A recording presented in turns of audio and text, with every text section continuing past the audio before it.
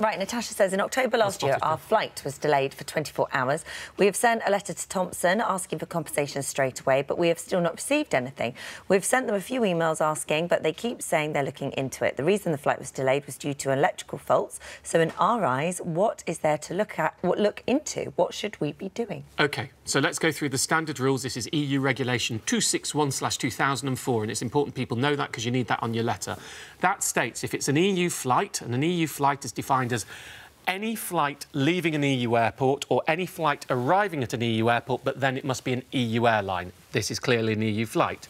It must be delayed over 3 hours, and that's arrive over 3 hours late, not leave over 3 hours late, and it must be the airline's fault. And we've had clarity in recent years that unless it's an sort of the airplane itself is being recalled or there's been an extraordinary circumstance, something like a maintenance fault is the airline's fault. So you are likely to be entitled to compensation. Getting compensation, however, is more difficult. You've done the right thing, you've written to the airline, they should be giving you a fixed amount of money. For that type of flight, it's probably 200, 250 quid per person. You should be getting that. If they're playing difficulties, well, your next stage is either, if you can, you take them to the Civil Aviation Authority to get a ruling if they won't pay out, or we now have these alternative dispute resolution processes, but your airline has to be a member of that to take them there. So you need to find out which one applies, whether you go to the Civil Aviation Authority or you go to, and they will tell you this.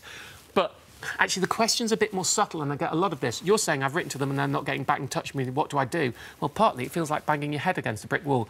Keep being formal, send them another letter, try and escalate it. Don't lose your temper. Don't lose your temper. Always be polite and firm, never be rude. Doesn't help.